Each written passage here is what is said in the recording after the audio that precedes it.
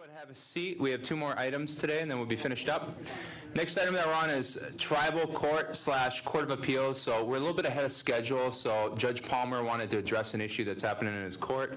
It has to do with compensation for a couple positions. Neither one is funded through tribal support. So if a budget mod was made to increase that salary, it wouldn't cost us from that pot of funding. So, Judge, if you'd like to begin. Whoops. Very quickly, very simply, Tribal Court has been without a court clerk since about the middle of March. We have advertised for that, and we've tried to get applications for that position. Court clerk is not like a clerical staff. I mean, a court clerk handles all filings that come into the court.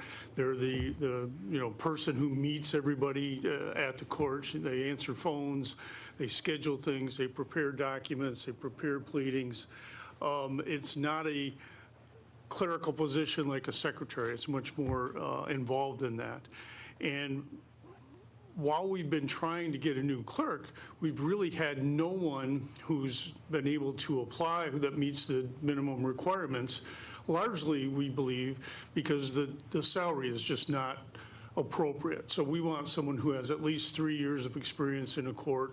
We'd love to have someone with more than that, but no one with that kind of experience or who's worked in a legal office or been in another court is going to come in for $21, which is where this position is currently set. So we've had really no qualified applications. We've almost 3 months now without a clerk. We're working with a deputy clerk who received a raise not so long ago. If she's sick, if she's not available, we almost have to shut the place down because we don't have this incredibly important position. And what we would like is the ability to hire at mid, to hire at a reasonable rate. Court clerks across the area are paid anywhere from $25 to $30 some per hour, or on a salary that would be equivalent of that. And what we're trying to do is hire at a much lower rate. And it's frustrating for the public.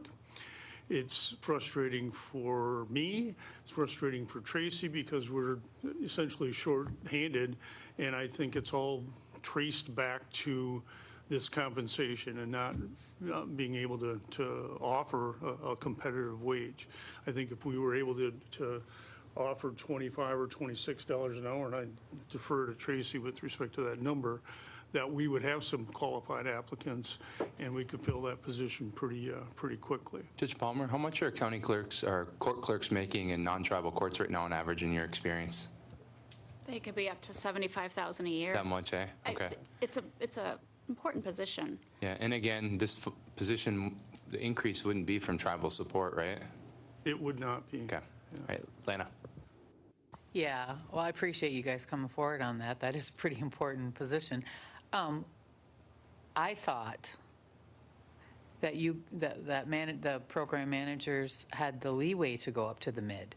So after the okay, sometimes we do, sometimes we don't, so that's what you're asking for. That answered my question. So, yeah, in other instances, I think we bounce around so much. So all you're asking is to go up to the mid? Yes. Okay, all right, yeah, all right, thank you. You're welcome. And just of note, we've had other people, like secretaries, some admin assistants in HR, secretaries at ACFS that have emailed and said, hey, we wanted to apply there and be court clerk, but they're paying way more over here. So we had that happen twice in the last month where people were interested, but they took other positions because of the pay. So a point of information, so program managers weren't allowed to go above the min after the compensation studies were passed. That's why we corrected it. Not above the mid. Not above the min is what I'm getting at. Can they go, are they allowed to go to the mid? That's what he's asking. Yeah. So I think we should take a look at the budget, take a closer look at it and figure out what we need to do. But if we can't go to the max, if that's not high enough, then we do a budget mod. If if the position is budgeted within the range that, we would be able to get a good qualified candidate, then we just make an exception to the court staff. No, point of information here. He wants to go to the mid. I My understand what you're question- saying. Okay, Yep. and I'm confused. Can they go to the mid? No? So previously, Tracy told me that this position starts at 17 and then the max is at 21, right? So that's not high enough because he just said he needs to go to 25, so you need to do a budget mod. However, I want to review the budget to make sure that that's what it says. So if what I'm being told is incorrect and actually the max is a little bit higher, we would make an exception for them to go to the mid or the max. But right now, what they're telling me is that the max is not high enough. Correct. In the compensation study, it went up, but we never got it because the court clerk was above the deputy court clerk. So both those positions have to go up to mid.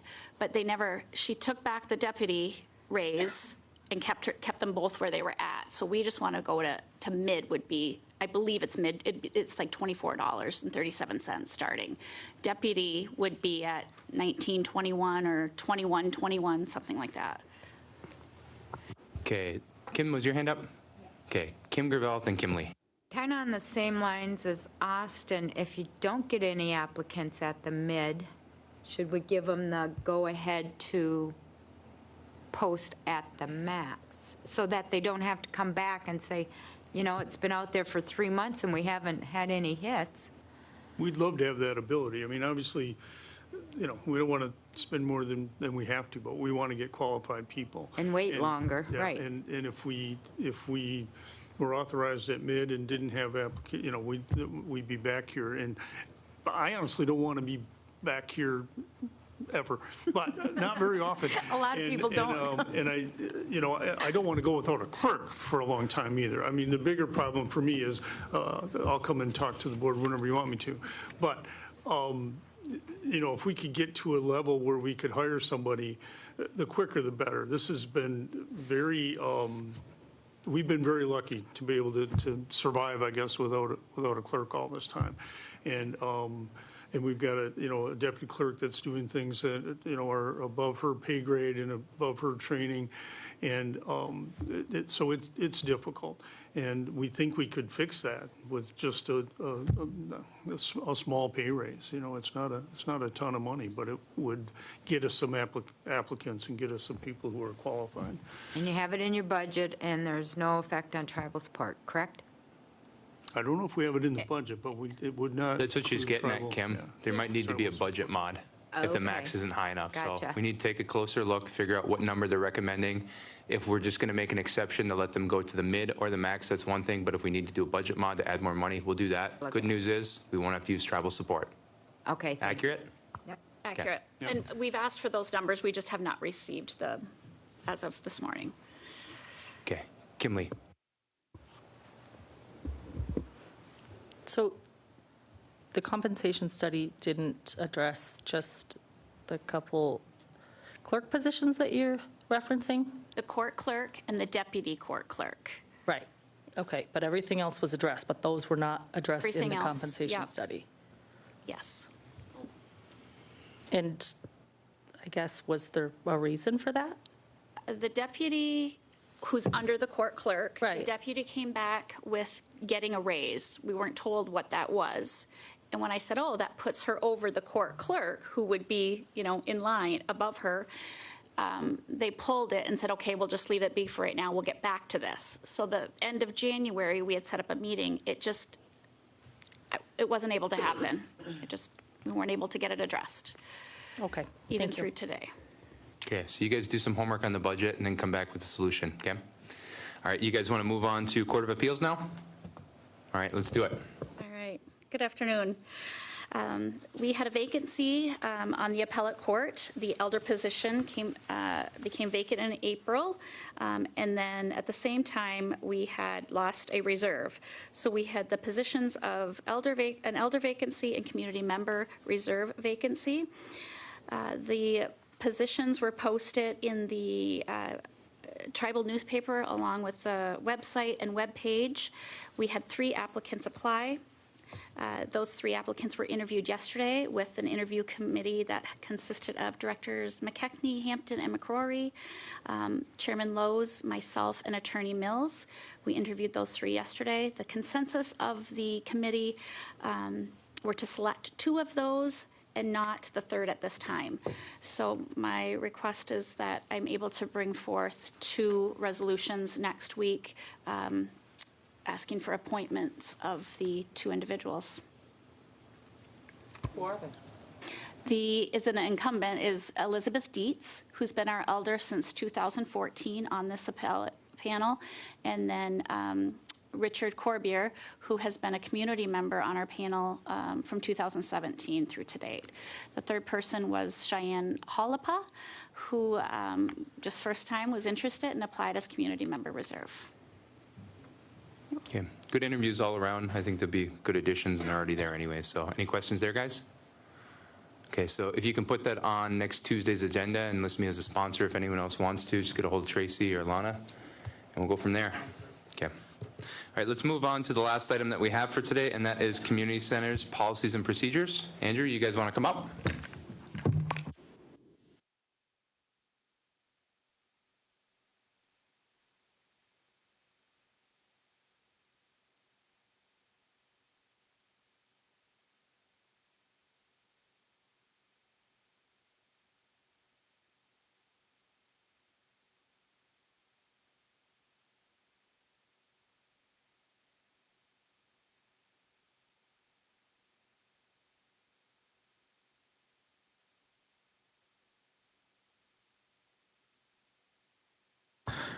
This is Ryan Bosley. He is the facilities management supervisor for me on the West End.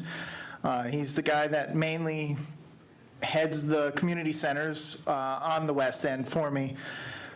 So I brought him here just in case there was questions or concerns about it. And you all saw the email that I sent, correct? Okay.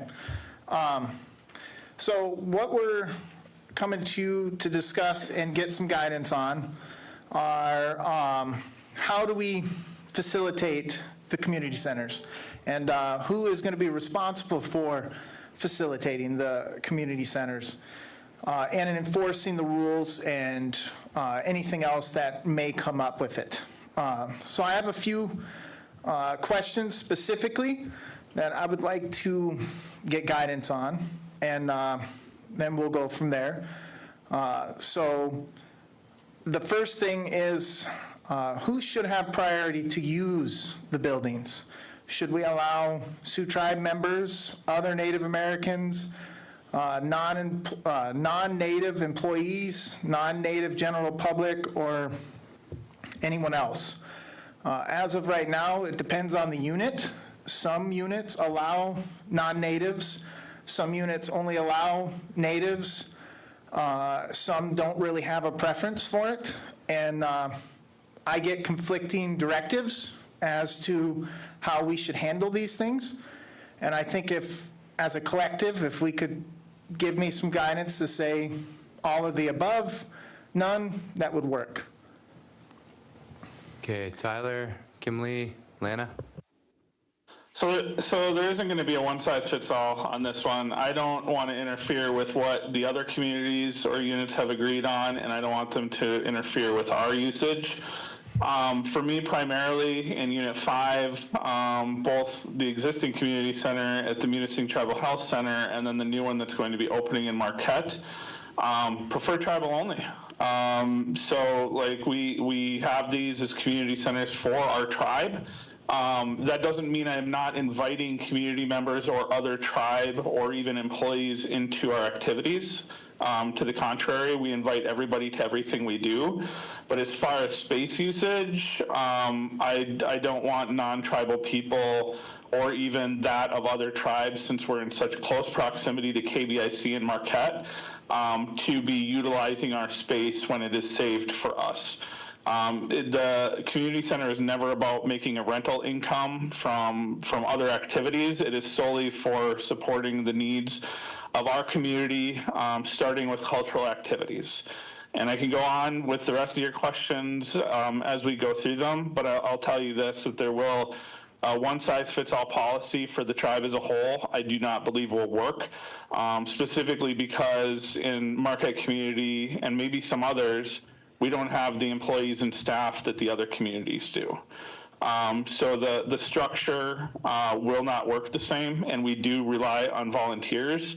And part of being a tribe is having a place to gather as a community, cook meals, share stories, and our culture.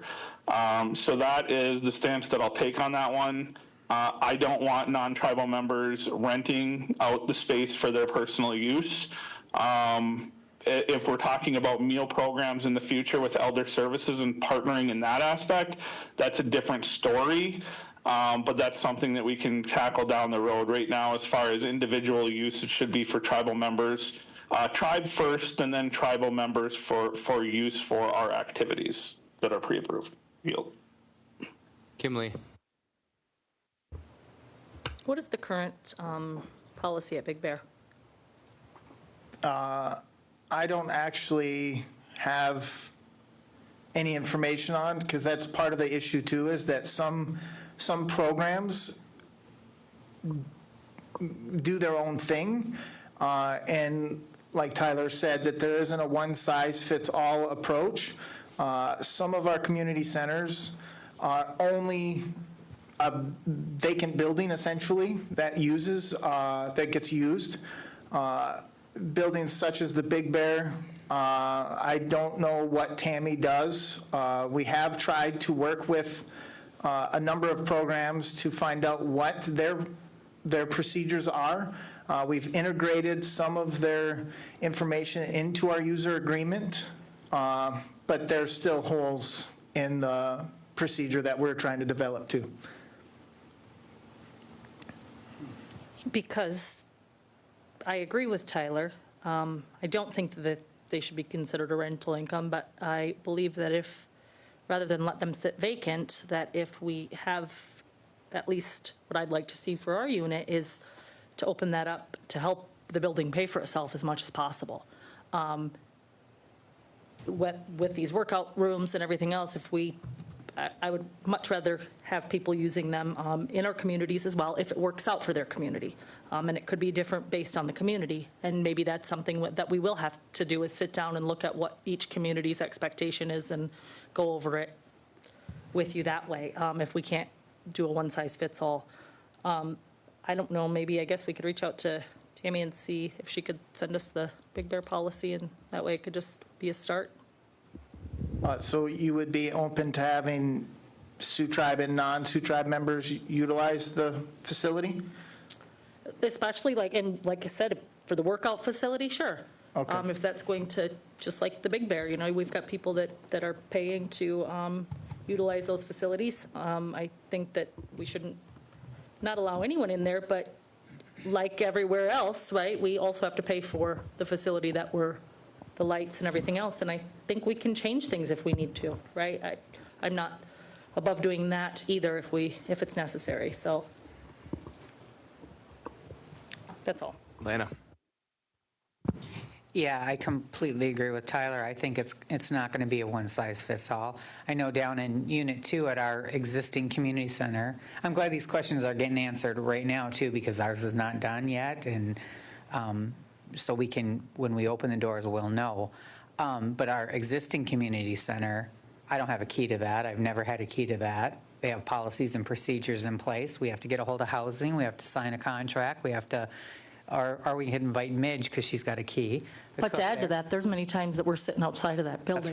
That's right. We have set out many times trying to find a key. So when I've seen that, and I don't care if other unit directors or board members have keys to their community center, that's not my business. If it works for them, I do agree.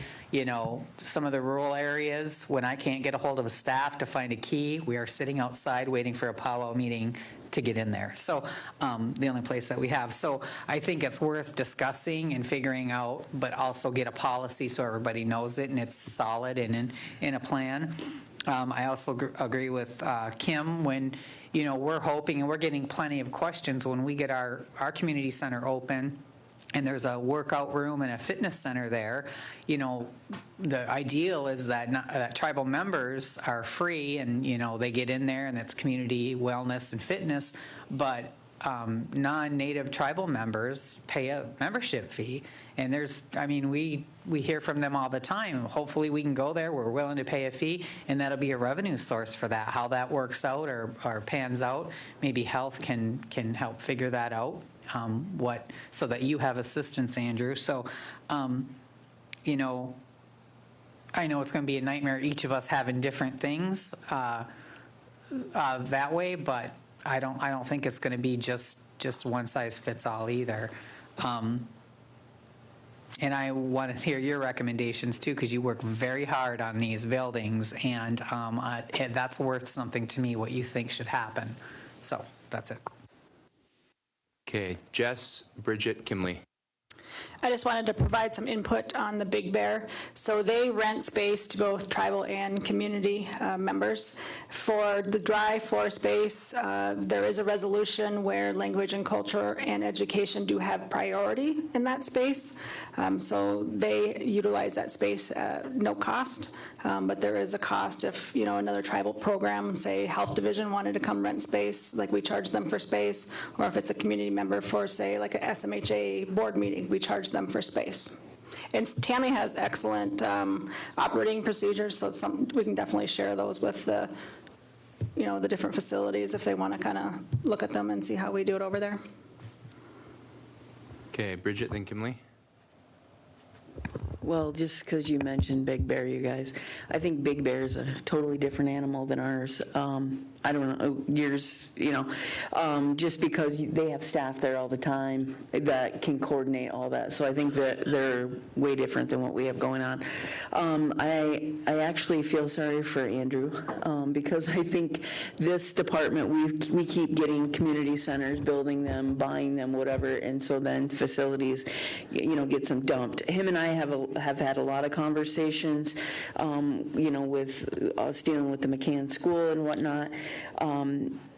I have had a few concerns which I have gotten with him on, and for me or anybody in my community to use the facility, they need to contact somebody out of Escanaba, which I told the girl from Escanaba, it's not, and I've had a great working relationship with her, but I think that it's crazy that I have to go through somebody in Escanaba instead of having someone in my community to do that. And I know that it's not on Andrew because he's trying to coordinate all these facilities. You know, one of my suggestions was either we have our own community committee that takes care of the building so that alleviates things off his plate. You know, going about, I know volunteers are a hard thing, or somehow we coordinate it into a different position. But I think it's important that they're kind of in our community so that, and that's kind of, I have a key to the McCann School. I've only had a key for probably 3 years or something like that.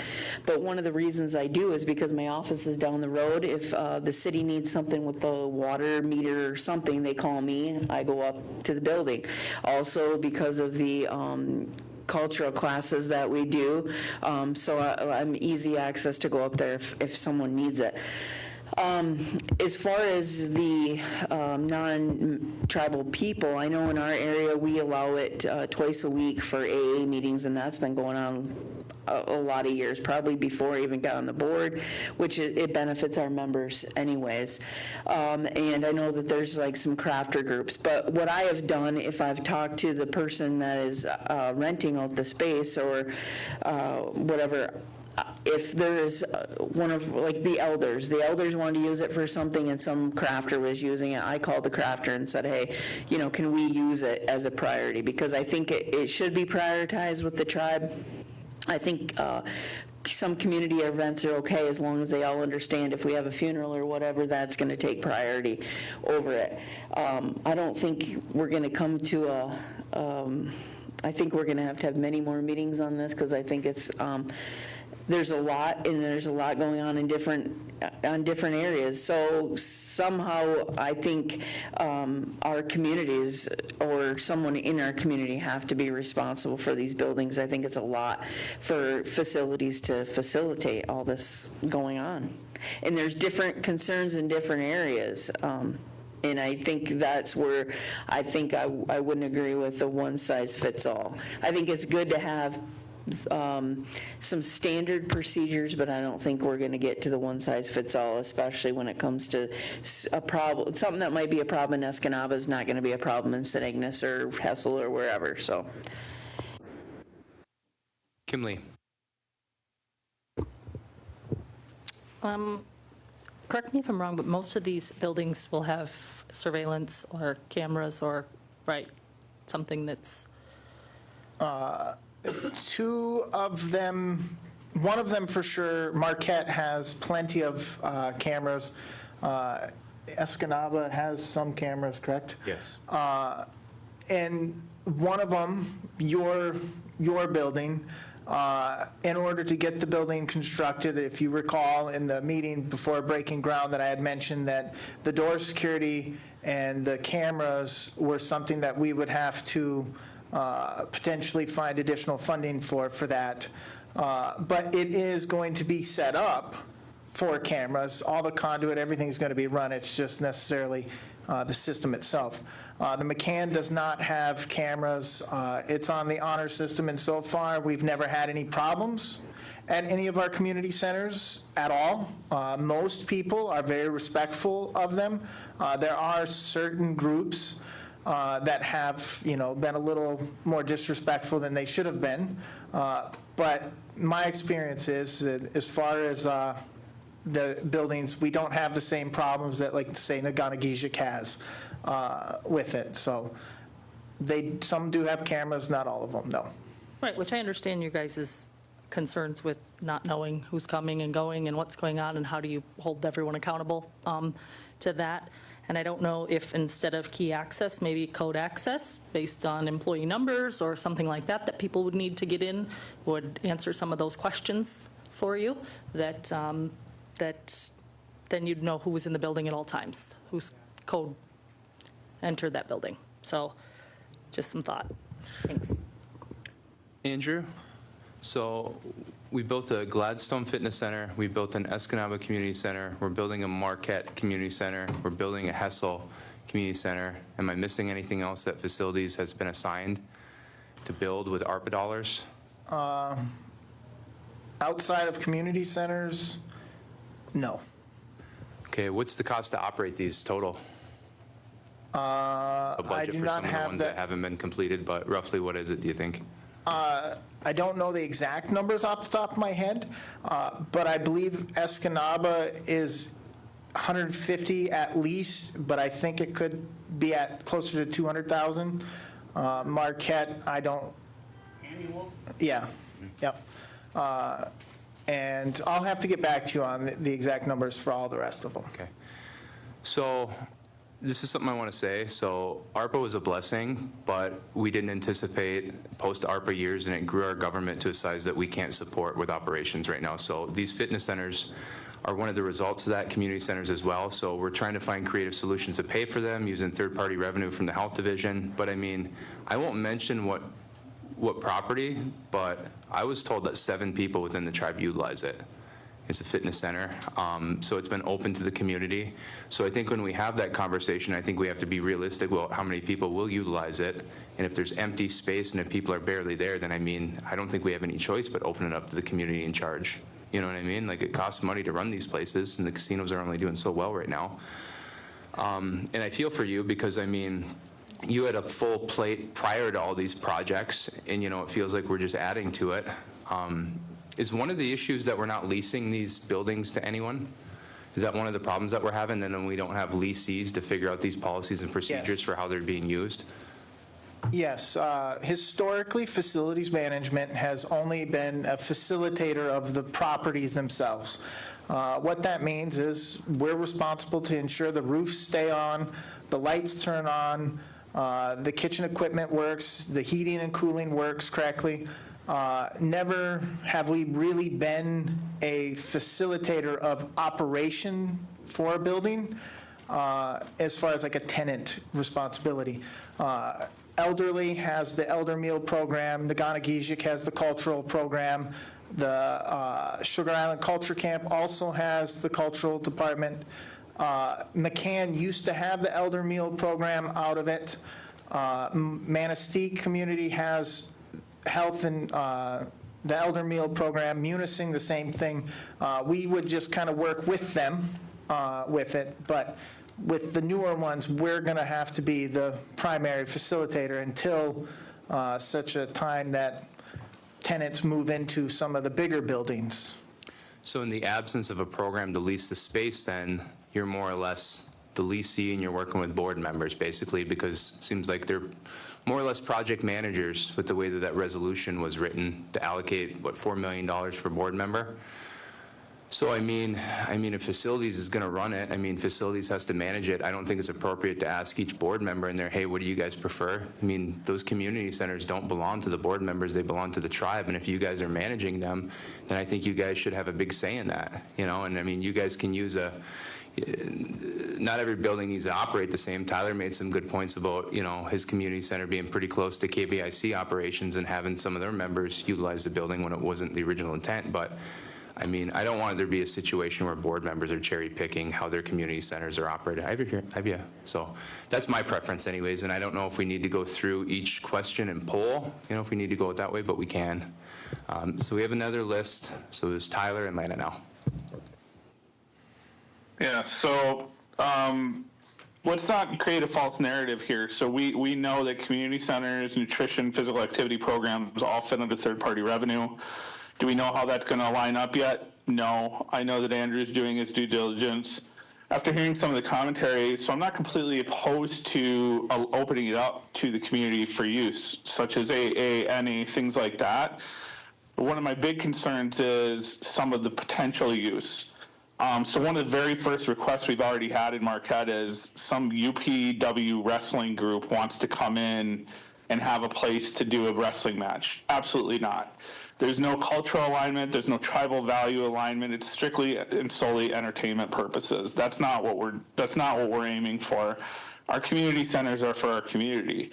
And I disagree with our chairman on this one. Those community centers do not belong to the tribe. They belong to our tribal people.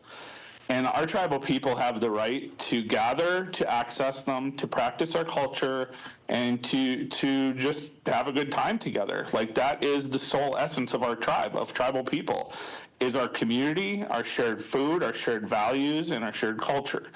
So again, that's my stance for now. Like, we're not ready to, you know, the center's not even open in Marquette fully. We're not ready to talk about who we're opening it up to. If they're valid, valuable groups, absolutely. You know, like AA, NA, that benefits everybody. But the primary access point is for our elders, for our youth, for our community to gather and to have space there. And I disagree. I don't think a tribal-wide policy is going to work for everybody. Like, I know that you guys are doing your best right now. You do a fantastic job of taking care of our buildings. But again, at what point is red tape getting away from us being a tribe and tribal members?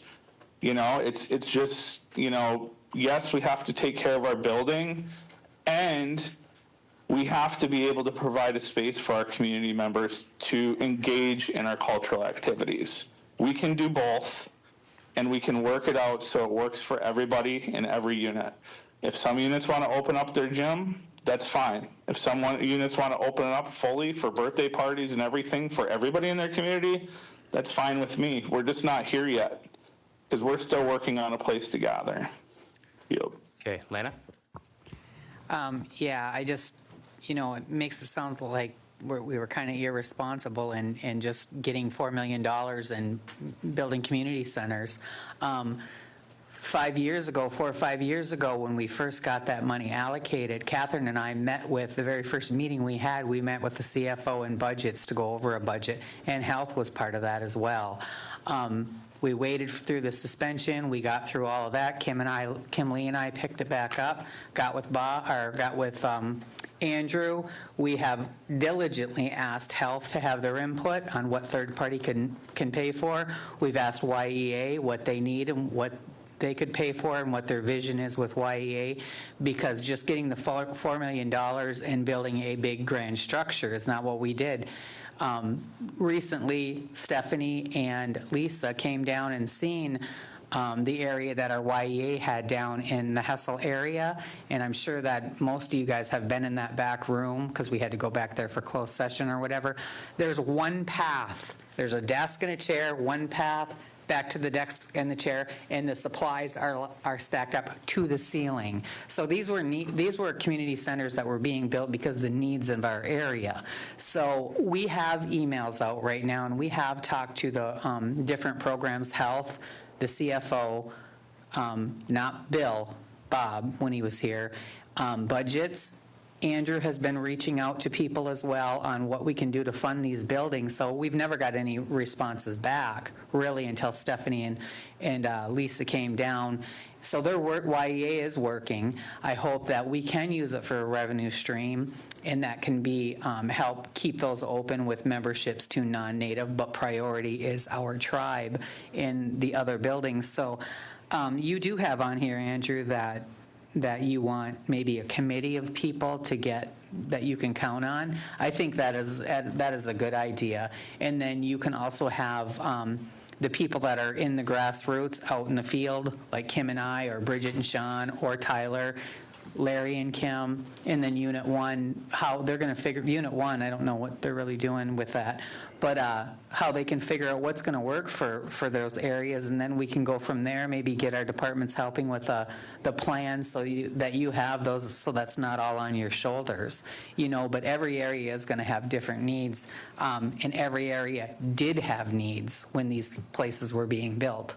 So we didn't do it irresponsibly. We had that money for the wellness of the communities, and that's what we're trying to do. But some of us did sit down right at the onset and ask these departments to help, and we never got anything back. And that's not on you, because you weren't even here then. So, and thank you for what you have done to reach out to other programs to say, what are the needs? What do you want with this? We just don't hear anything back. Okay, so a couple things. Number one, when I refer to those buildings belonging to the tribe, we're a tribe of members. I mean, it goes without question, that's who I'm referring to. So I think we also need to be humble and admit that we're not project managers. So if you look at those buildings, there are undeniable mistakes that happen, and Andrew can fill people in if they want to dive into them. So buildings were purchased that weren't zoned correctly. Buildings were purchased that didn't have adequate parking. We built buildings in places where the local government was going to oppose us placing the property in trust, and those buildings continue to not be in trust. So when I say that this needs to be staff-driven, it needs to be because they're professionals in the tribe that manage our properties, okay? They're not elected, and we're not professionals when it comes to that, and we could do better. We could do a deep dive if we'd like to, but I don't think we need to. So what kind of direction do you need from us right now, Andrew?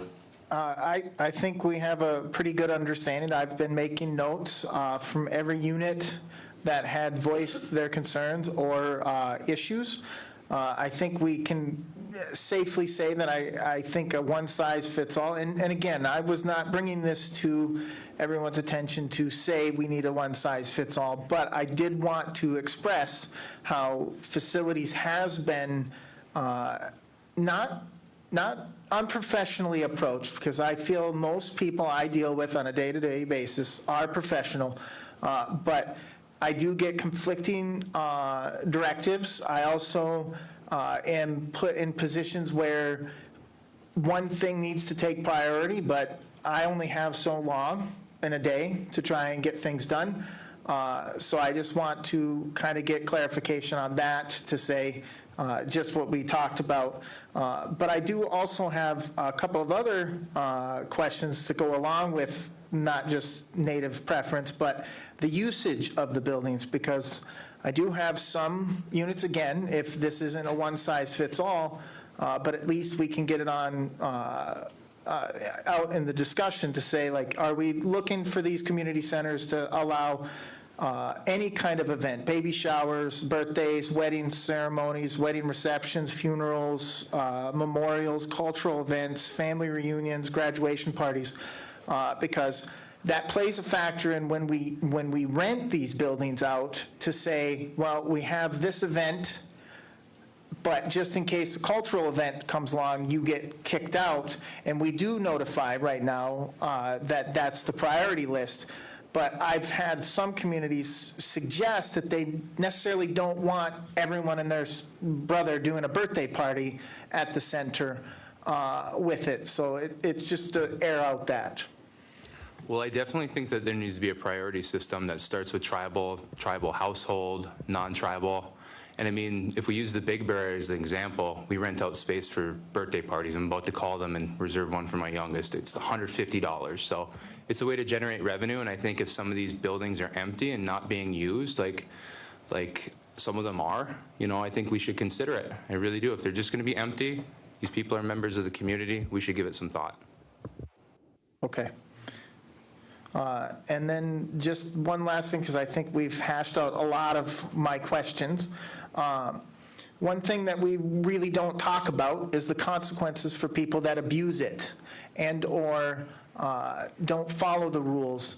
Right now, it depends on the center. I know that Manistee charges a $150 deposit, and if the people don't return it in the shape that they received it, they get charged. I'm not entirely sure if it's ever been charged officially, but I know that they've tried this at Naganagizik, for example, and they got to the point where no one was using the building at all, so then it got completely vacant, then they started reducing it. I believe that we currently have it set up in the user agreement in Escanaba that if they do fail to provide the service or return the building, they could be charged $150. But again, if that's not the path that we should go, should we just revoke their usage of it? Kim? Is that for everyone? Tribal members, non-natives? Is that, how do they work For that? what building? Well, I guess Naganagizik would all be tribal members, right? So for like Manistee, what are they charging for? Or is it just tribal members that are allotted to use that space? It's only been tribal members in Manistee. Okay, and have people still been renting it? And I think they had one incident where they had to go back and talk to someone about the way it was left. were they able to correct that? They were able to correct it with just a warning, next time you will be charged a $150 deposit.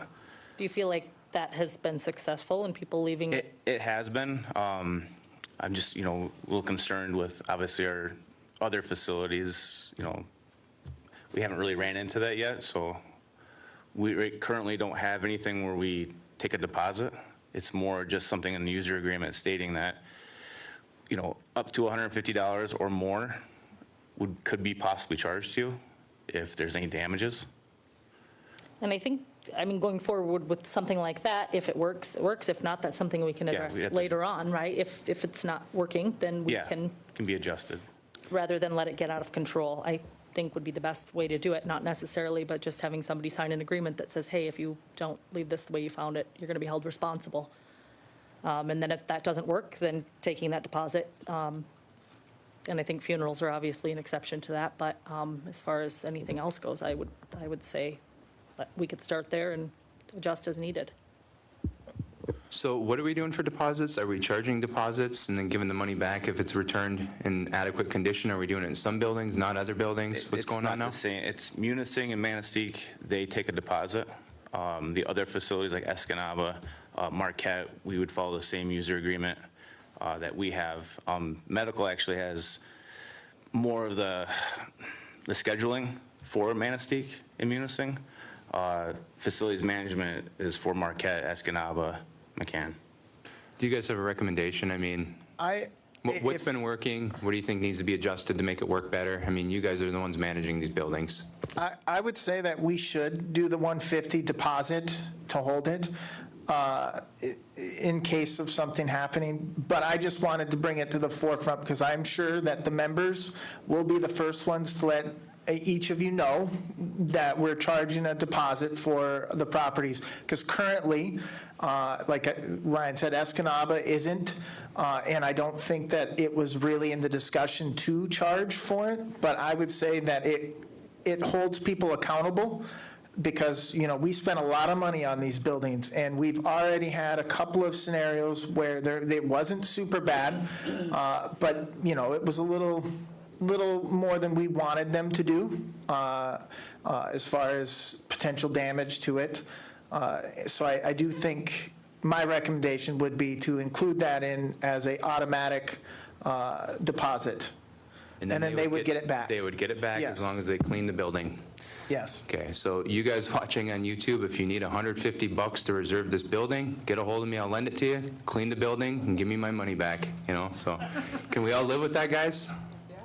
All right, so let's I was going to say no opposition. let's see That's a if that good works. plan. If it doesn't, we'll adjust it. If no one's renting the buildings because no one can come up with 150, which, that's a lot of money for some families, you know, it definitely is. I've been there myself, then we can adjust it, okay? Yes. Okay. Okay. I don't think I need anything else. I think I've covered most of it. Well, I guess the food prep, that was one of the, and again, I don't mean to cause problems for Tyler at all. I want to be very clear. I just want us to all be on the same page that until the Marquette Community Center is put into trust, and I hope that we can very soon. I know that there's some issues with it. But until we do, there is literature that I have that I can share with everyone that says that based on what we plan to do with the center, we are going to have to be licensed to serve food out of there if it's prepped and cooked in that kitchen.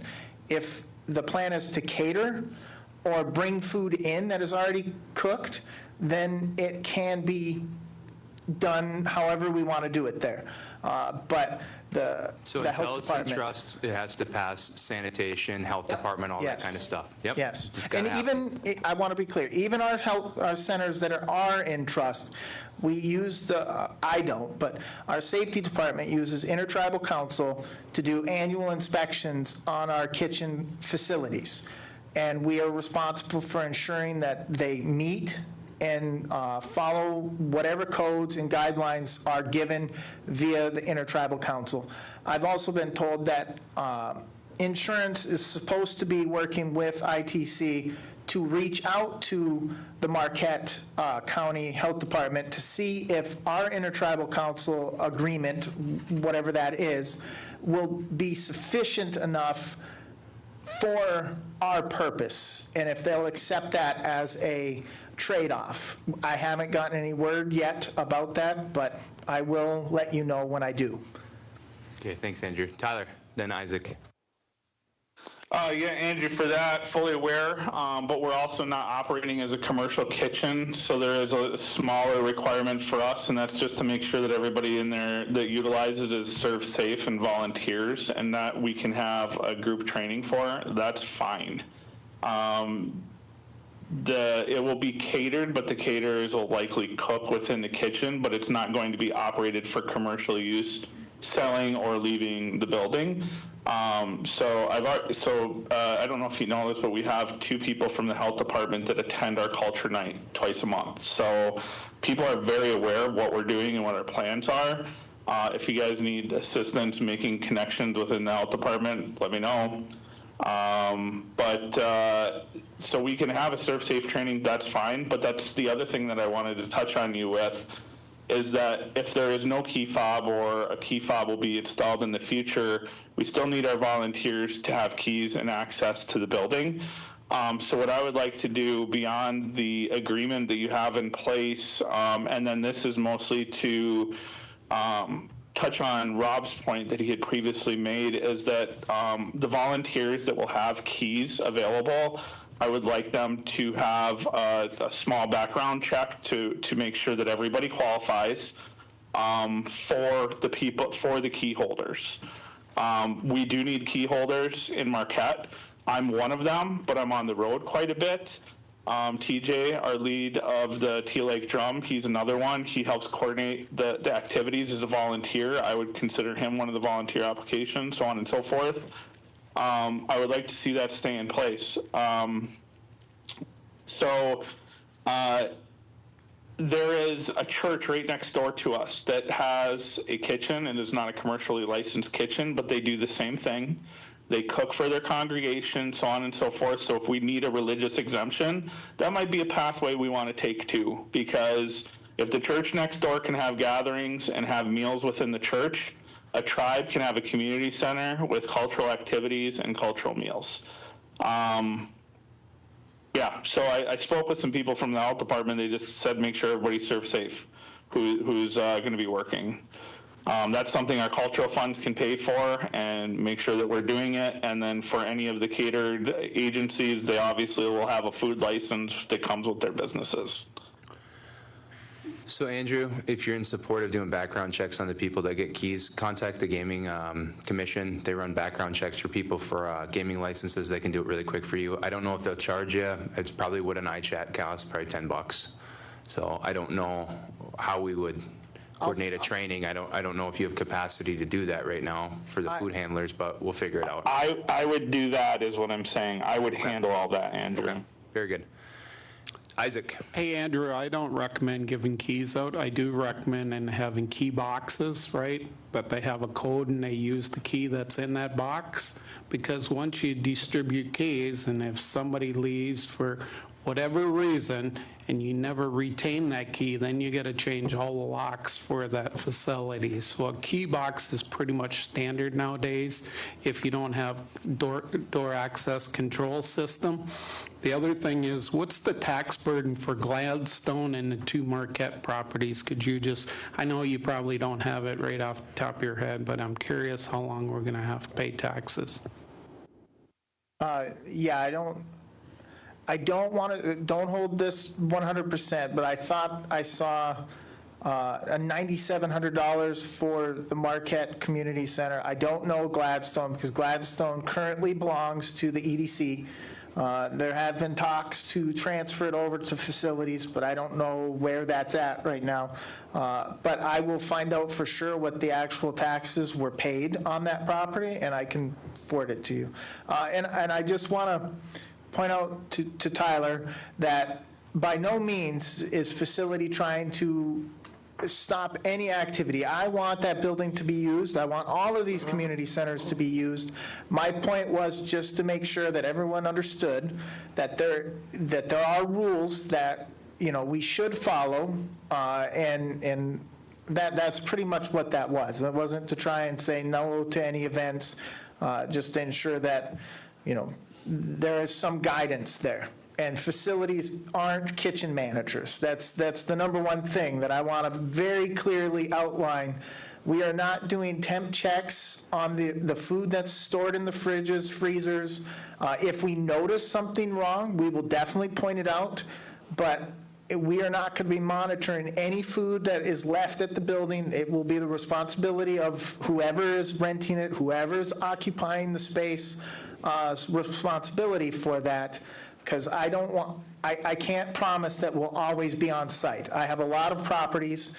Some buildings I have do have dedicated staff at the community centers, but some do not. And some we don't have people there outside of 2 or 3 times a week. Okay, Isaac.